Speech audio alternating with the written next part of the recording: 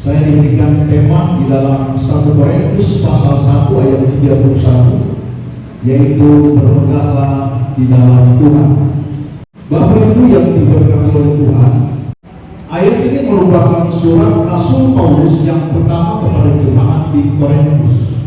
Dan ayat 31, tema yang diberikan kepada saya adalah merupakan bagian dari ayat 18 sampai 31. Dan kalau Bapak Ibu lihat di dalam kebenaran firman Allah dengan perikopnya, yaitu hikmat Allah dan hikmat manusia. Nah, Rasul Paulus coba menekankan bahwa hikmat Allah atau hikmat manusia itu adalah sesuatu yang berbeda. Rasul Paulus mencoba mengatakan bahwa standar dan nilai Allah itu berbeda dengan standar dunia. Alkitab berkata bahwa hikmat dunia itu disebut kebodohan oleh Allah. Sekali lagi saya katakan, Alkitab mencatat hikmat dunia itu disebut kebodohan oleh Allah. Tadi kita lihat perikop kita adalah hikmat Allah dan hikmat manusia. Hikmat Allah adalah hikmat yang berasal dari Allah sendiri. Hikmat tidak didapatkan dari seseorang yang belajar atau seseorang yang memiliki pendidikan S1, S2, S3. Tapi Alkitab mencatat hikmat itu asal dari Tuhan sendiri yang percaya kepada Allah. Hikmat tidak bisa kita dapatkan secara gampang, secara sembarang. Hikmat Allah itu adalah bicara tentang bagaimana Roh Tuhan bekerja di dalam atas diri kita. Ayub mencatat dalam pasal 28 dikatakan sesungguhnya takut akan Tuhan itulah hikmat. Jadi Rasul Paulus sudah menekankan kepada jemaat di Korintus, tentu there's something problem. Dia cuma membandingkan antara hikmat Allah dengan hikmat manusia atau hikmat dunia. Tadi saya katakan Ayub pasal 28 mencatat bahwa sesungguhnya takut akan Tuhan itulah hikmat. Jadi hikmat yang berasal dari Allah. Alkitab mencatat hikmat itu tidak bisa dibandingkan dengan emas murni. Bahkan dengan permata krisopras yang paling mahal pun dia tidak bisa dibandingkan, karena hikmat itu sesuatu yang datangnya dari tempat yang maha tinggi, hikmat yang dari Allah. Sedangkan hikmat manusia adalah kemampuan seseorang di dalam berpikir dan bertindak dalam melakukan sesuatu. Nah, itu sebabnya Rasul Paulus dalam ayat 31 memberi nasihat kepada jemaat di Korintus, barang siapa bermegah, hendaklah ia bermegah di dalam Tuhan. Rasul Paulus sedang mencoba mengingatkan dan menasihati jemaat di Korintus. Karena kalau kita baca dari ayat-ayat sebelumnya, Bapak Ibu yang diberkati Tuhan, Alkitab mencatat mereka yang akan binasa. Kata firman Allah, kata Alkitab, mereka yang akan binasa menganggap pemberitaan salib atau kematian Yesus di kayu salib adalah sesuatu yang tidak benar, adalah sesuatu yang bodoh, dan adalah sesuatu yang dibuat-buat. Mereka lebih percaya kepada hikmat dunia, sehingga pemberitaan salib, kematian Yesus di bukit Golgota itu sesuatu yang mereka anggap itu tidak benar, itu sesuatu yang bodoh. Mengapa mereka seperti itu, saudara? Karena mereka lebih kepada hikmat. Kita tahu bahwa hikmat dunia itu selalu mengumpulkan kedudukan, pengaruh, pengetahuan dan kekayaan, sehingga segala sesuatu yang tidak masuk logika dan tidak masuk akal seperti kematian Yesus Kristus Tuhan untuk menyelamatkan umat manusia pun dianggap sesuatu yang tidak benar. Manusia kalau sudah mulai mengandalkan ini di atas segalanya, maka mereka mulai membuat kebenarannya sendiri. Mereka mulai menciptakan kebenarannya sendiri. Dan Paulus melihat jemaat sudah mulai tergoda, sudah mulai tergoda untuk mengejar hal-hal yang demikian, untuk membuat satu pengakuan kepada dunia, juga kepada orang-orang lain. Rasul Paulus melihat gejala itu, menangkap itu, jemaat ini sudah mulai tergoda. Mereka mulai mencintai hikmat dunia.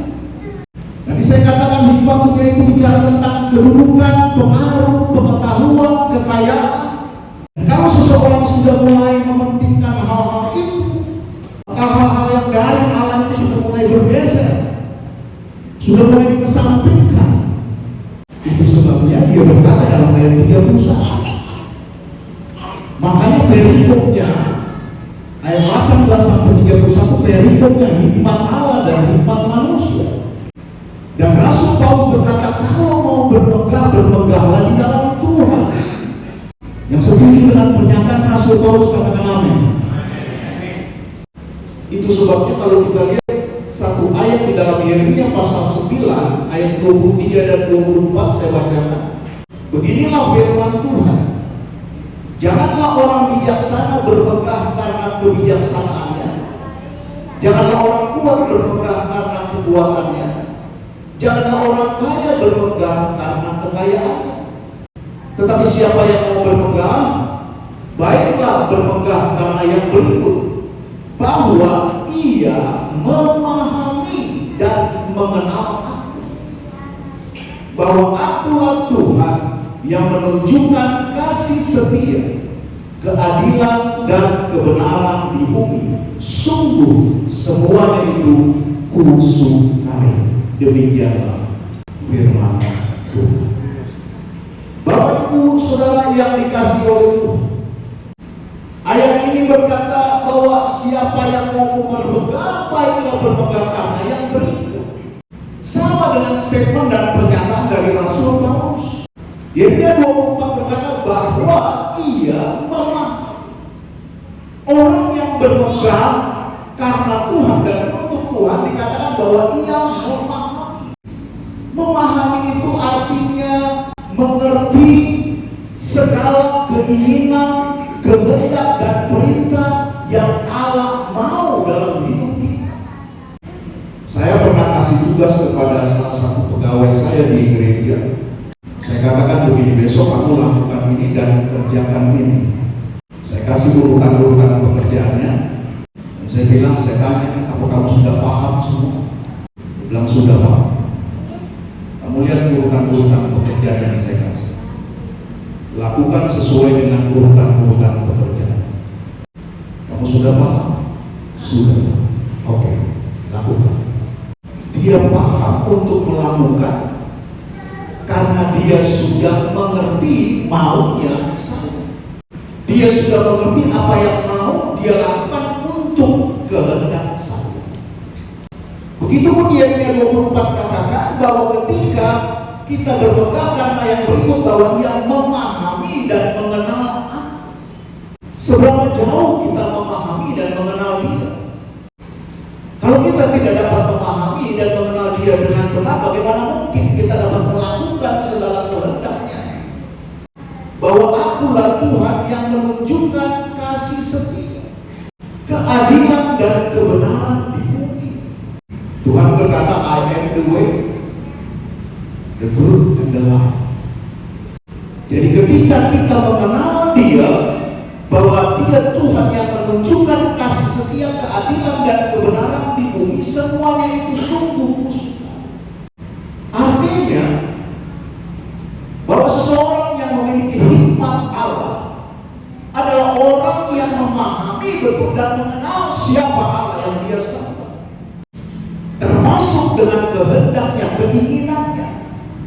Kehendak Allah, keinginan Allah yang Allah mau lakukan dalam hidup saya dan hidup Bapak Ibu Saudara semua pada malam hari, yang menunjukkan kasih setia, yang menunjukkan keadilan dan kebenaran.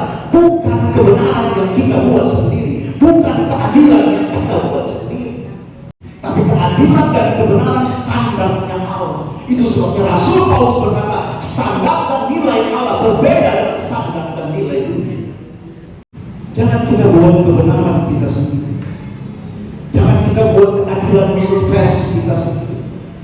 Kalau itu kita lakukan berarti kita sedang memakai hikmat manusia. Itu sebabnya Rasul Paulus menegur jemaat yang sudah mulai bangga dengan hikmat dunia, jemaat yang sudah mulai bangga dengan kedudukan, dengan pengaruh, dengan pengetahuan dan kekayaan. Saya sangat senang orang yang sekolah, saya sangat senang dengan orang yang belajar. Tapi saya mau katakan bahwa hikmat Allah tidak didapatkan di bangku sekolah, pendidikan S1 bahkan S2 dan S3. Karena hikmat Allah hanya diberikan kepada mereka yang sungguh-sungguh melakukan kehendaknya dan takut akan Tuhan. Beri kemuliaan buat Tuhan.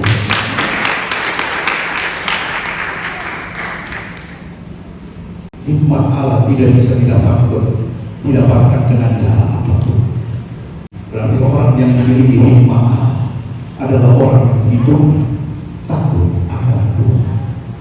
Di hari-hari terakhir ini menjelang kedatangan Yesus yang kedua kali, Bapak Ibu Saudara yang diberkati Tuhan, kita akan menyaksikan dan melihat begitu banyak manusia-manusia yang mengejar hikmat dunia, mengejar kedudukan, pengaruh, pengetahuan dan kekayaan, dan mereka akan bermegah dengan hikmat dunia.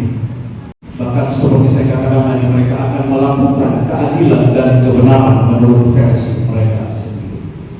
Itu sebabnya Rasul Paulus berkata dalam ayat 31, tema yang diberikan kepada saya, barang siapa bermegah, hendaklah ia bermegah di dalam. Tentu pertanyaan besarnya adalah bagaimana dengan kita malam ini. Momentum Natal yang kita peringati pada malam hari ini adalah merupakan momentum untuk kita kembali melihat jati diri kita. Seberapa jauh kita memahami dan mengenal Tuhan, seberapa jauh kita mau hikmat Allah memimpin setiap hidup. Belum tentu semua orang-orang percaya sekalipun kita dapat katakan mereka memiliki hikmat Allah. Karena hikmat Allah tidak dibatasi oleh hanya mereka yang bergelar pendeta, atau bahkan dalam gereja kita ada 3 istilah: pendeta penuh, pendeta muda, dan pendeta pembantu. Tapi hikmat Allah hanya didapatkan oleh orang-orang yang takut akan Tuhan. Katakan amin. Even itu jemaat sekalipun, orang yang melakukan kehendak Bapa di surga. Itu sebabnya ayat yang terkenal berkata, bukan mereka yang berseru kepadaku, Tuhan, Tuhan, akan masuk dalam kerajaan surga, tapi mereka yang melakukan kehendak. Alkitab juga mencatat, bukankah aku sudah berbuat demi namamu, bukankah aku sudah menyembuhkan orang demi namamu, bukankah aku sudah begini, bukankah aku sudah begitu. Yesus berkata, aku tidak pernah mengenal kamu pembuat kejahatan. Nah, mereka melakukan keadilan dan kebenarannya bukan dengan apa yang kita pelajari. Dan itu akan terjadi di akhir-akhir zaman menjelang kedatangan Yesus kembali. Itu sebabnya kita harus dipersiapkan, kita harus mempersiapkan diri. Kita tidak lagi bicara tentang Natal, Yesus yang lahir di kandang yang hina di Bethlehem, Efrata, tapi kita bicara tentang Natal, bagaimana kita, saya, Bapak, Ibu, Saudara semua sebagai tubuh Kristus harus siap, suka atau tidak suka, mau atau tidak mau, kita harus siap untuk menjadi gereja yang sempurna, gereja yang tidak bercacat dan bercela, mempelai wanita Kristus untuk siap menyongsong mempelai pria datang kembali ke dalam dunia ini. Katakan, kita tidak bisa lagi main-main, saudara. Kita harus hidup benar di hadapan Tuhan. Satu dosa saja yang kita buat seringkali bisa membuat kita jauh dari Tuhan. Itu sebabnya melalui momentum peringatan hari kelahiran Tuhan menjadi perenungan buat kita semua, buat saya, buat Bapak Ibu Saudara semua, supaya perjalanan keimanan kita tahu betul kita ada di mana. Kita tahu betul kita sudah ada di posisi seperti apa. Natal yang kita adakan seperti ini adalah sesuatu ucapan syukur dan anugerah yang luar biasa. Tapi yang terpenting adalah Natal di dalam hidup kita, perubahan yang membawa kita sungguh kepada kehendak Allah dalam setiap hidup kita.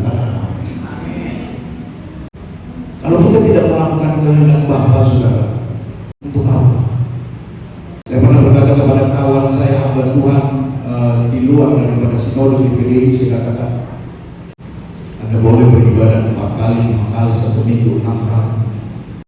Tapi kalau yang Anda lakukan tidak sesuai dengan kehendak Tuhan, untuk apa? Kalau saya pun berdiri di mimbar yang kudus ini, hanya berteriak-teriak dan saya tidak menjadi pelaku firman, untuk apa? Hidupi kebenaran firman Tuhan, suka atau tidak suka, kita akan masuk di dalam satu masa di mana Allah sendiri yang sedang berikan penilaian kepada kita, umat. Hari-hari ini kita suka sekali membedakan antara sesuatu yang dikehendaki oleh Tuhan, karena segala sesuatu hampir menjadi bias. Itu sebabnya tidak salah kalau ribuan tahun yang lampau ini sudah pernah terjadi, dan Rasul Paulus mengingatkan kepada jemaat di Korintus. Ini juga menjadi warning buat kita, jemaat Tuhan yang hidup di akhir zaman, yang hidup sudah di penghujung zaman. Hari-hari ini kita sering mendengar banyak berita. Bahkan beberapa kali saya diundang ke persekutuan doa di kantor-kantor, mereka berikan saya satu tema khusus, yaitu Mega Trust. Sampai saya juga bingung kenapa beberapa kali ini kantor-kantor undang saya temanya hampir sama. Sampai saya bertanya, sedemikian takutkah engkau dengan Mega Trust? Bukankah itu sudah ada tertulis dalam Alkitab? Dan meterai-meterai itu mencatat perbuatan-perbuatan kebenaran firman Allah. Itu sebabnya saya mau katakan, Bapak Ibu Saudara yang diberkati Tuhan, nasihat Rasul Paulus ini mari menjadi perenungan, agar sungguh kalau kita berpegang karena Tuhan. Katakan amin.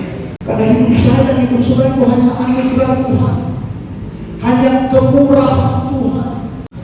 Amin. Amin. Apa sih yang mau disombongkan? Apa yang kita mau sombongkan di hadapan Tuhan? Bapak Ibu Saudara dan saya masih bernafas sampai hari ini ada itu karena anugerah Tuhan. Hanya kasih karunia Allah. Inilah waktunya untuk kita tidak main-main lagi dengan segala dosa dan segala sesuatu yang bertentangan dengan kehendak Dia. Alkitab berkata, katakan dia di atasnya dan katakan tidak di atasnya. Dalam Salam 8 ayat 13 katakan begini, takut akan Tuhan adalah membenci kejahatan. Aku benci kepada kesombongan, kecongkakan, tingkah laku yang jahat, dan mulut penuh tipu muslihat.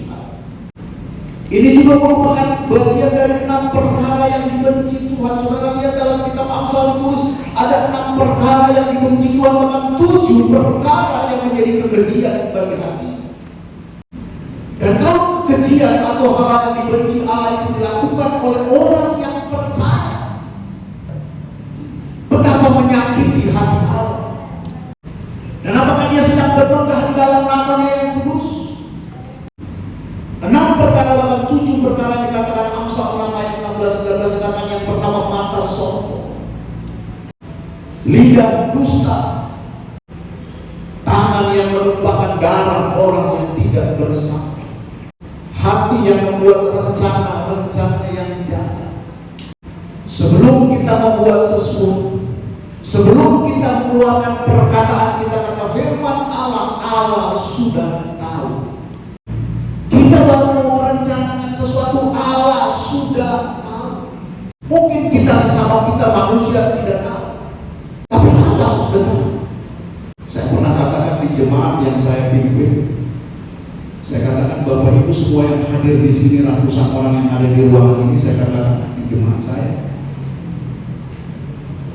saya tidak tahu apakah saudara semua menerima firman Allah, satu kebenaran yang Tuhan ajarkan kepada kita. Atau hanya sekedar mendengar.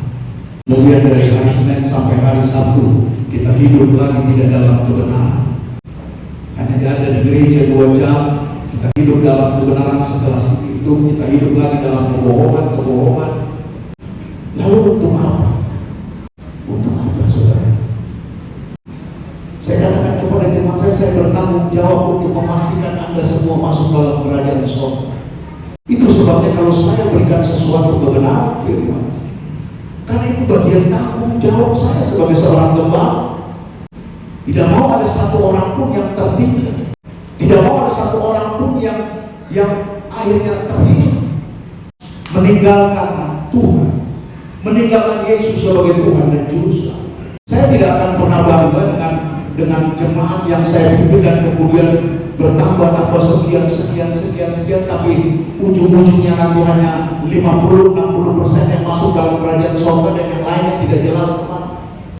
Ada salah satu ilustrasi yang pernah diberikan oleh seorang hamba Tuhan terkenal dari Korea. Kalau ada jemaat 3.000 jiwa, untuk apa jemaat 3.000 jiwa kalau nanti yang masuk surga hanya 500 dan 2.500 orang, gak jelas kemana. Nah, inilah makna Natal kita. Seberapa jauh sampai malam hari ini kita mengenal, memahami untuk melakukan kebenaran itu dalam hidup kita, dalam hidup keluarga kita. Karena kebenaran itu harus muncul dari hidup kita, bukan sesuatu yang abstrak. Hari-hari ini ada banyak firman-firman Tuhan yang kita dengar bermunculan di dunia maya, di TikTok, di sosmed, dan lain sebagainya. Mereka berkata dengan hebat dan luar biasa, kata-kata yang disusun dengan hebat dan luar biasa. Tapi saya mau katakan, apa benar kehidupan keluarganya juga seperti itu? Apa benar kehidupannya juga seperti itu? Ada hamba-hamba Tuhan yang kawin cerai dan berdiri di mimbar tanpa merasa dosa. Saya lagi maafkan saya. Tapi saya lihat ini terjadi. Ngomongnya bagus, pintar, tapi dia tidak urus keluarganya dengan baik. Seorang hamba Tuhan yang bercerai bisa naik mimbar dan bicara tentang kebenaran. Hidup kita ini harus mulai dari kita yang setuju katakan amin. Kebenaran itu harus muncul dari kita, dari keluarga kita, dari orang-orang yang terdekat lebih dulu dari kita. Baru semua. Itu yang firman Allah ajar. Itu yang firman Allah. Dan itulah tujuan Rasul Paulus, bahwa kita bermegah di dalam Tuhan, bermegah di dalam kebenarannya. Amin. Bermegah sebagai orang yang percaya, yang sampai hari ini bisa mempertahankan kebenaran firman dalam hidup kita. Kita bersyukur. Mungkin kita melewati banyak hal, suka dan duka. Kita melewati bulan, tahun lepas tahun, ada banyak hal yang kita alami. Tapi kalau kita sampai pada hari ini, semua hanya karena anugerah Tuhan. Dan saya mulai dengan jemaat yang saya pimpin, mereka mengalami perubahan. Suami-suami yang tadinya suka marah sama istrinya sekarang tidak lagi. Itu bermegah di dalam Tuhan. Katakan perubahan itu harus terjadi. Kalau mau untuk apa kita ibadah? Amin. Amin. Senang dengan firman Tuhan. Itu yang Tuhan sedang siapkan. Keluarga di mata Allah itu luar biasa. Sebabnya dia umpamakan dia sebagai mempelai pria dan gereja Tuhan, bukan gedung, tapi tubuh Kristus Anda dan saya itu sebagai calon mempelai wanita Kristus. Seorang mempelai pria dia harus pastikan bahwa mempelai wanitanya adalah sesuatu yang pantas untuk dirinya. Anak kecil tidak pantas untuk menikah. Hanya orang dewasa yang pantas untuk menikah. Gereja yang anak-anak rohaninya tidak pantas untuk menikah. Hanya orang dewasa yang pantas untuk menikah. Katakan amin. Itu sebabnya jangan turunkan standar Allah. Saya selalu katakan kepada jemaat saya, kalau Anda belum mampu lakukan kebenaran itu 100%, tidak apa-apa, Anda pelan-pelan lakukan. Bertobat tahun ini lebih baik dari tahun yang lalu. Tahun depan harus lebih baik dari 31 Desember 2024, dan selesaikan tahun 2024 secara berkualitas di hadapan Tuhan. Berikan tepuk tangan. Itu namanya kita bermegah di dalam Tuhan. Amin. Bukan bermegah karena kedudukan kita, karena kepintaran kita, itu tidak salah. Semua itu adalah juga anugerah Tuhan. Tapi bukan itu yang menjadi ukuran pertama. Itu sebabnya Rasul Paulus mengingatkan, karena jemaat di Korintus ini sudah mulai terpengaruh dengan hal-hal yang seperti itu. Itu sebabnya Bapak Ibu Saudara, mari lewat perenungan firman Tuhan pada malam hari ini kita diingatkan seperti Rasul Paulus mengingatkan jemaat di Korintus. Kita diingatkan, kita membuat satu perenungan, ya, baik saya secara pribadi, Bapak Ibu Saudara semua, di dalam perjalanan iman kekristenan kita kepada Tuhan. Mari kita kerjakan itu semua seturut dengan kehendak Tuhan. Amin. Memang tidak mudah, dan juga tidak sederhana. Karena kalau sederhana itu restoran Padang. Semua perlu effort, semua perlu perjuangan, ada harga yang harus dibayar. Amin. To follow Jesus, to pay something. Jalan ke sorga itu kecil, jalan ke sorga itu banyak tantangan, pergumulan hambatan, dan itu harus kita kerjakan. Dan mari kita bersama-sama bergandengan tangan sebagai umat, ya, supaya kita kerjakan semua ini untuk kemuliaan nama Tuhan. Jangan mundur dan melihat ke belakang. Kalau di belakang sudah pernah terjadi sesuatu yang salah, kita tinggalkan, kita perbaiki, kita minta ampun kepada Tuhan, dan kita tatap hari yang baru, masa depan bersama dengan Yesus Kristus Tuhan. Amin. Kita tidak perlu saling menyalahkan, suami, istri, anak, orang tua, gembala, jemaat, pelayan. Tapi mari bersama-sama kita hidup sungguh di hadapan Tuhan. Kita bermegah di dalam Tuhan. Kita bermegah karena kita bisa melakukan kehendak Allah Bapa di surga. Itulah yang menyenangkan hati Tuhan. Itulah yang membuat Allah senang. Itulah yang membuat Tuhan hadir di dalam setiap hidup. Ketika kita diingat Tuhan, ketika kita ada di hatinya Tuhan, ketika kita ada di hadiratnya, kita nggak perlu minta yang macam-macam. Dia tahu segala keperluan kita, dia tahu segala kebutuhan kita, dia tahu segala keinginan hati kita. Yang dia inginkan adalah bagaimana untuk kita selalu ada dalam hadirat, kita selalu bersekutu dengan dia, kita selalu meninggikan dia, sehingga kita ada di dalam hadirat Tuhan, kita ada di hatinya.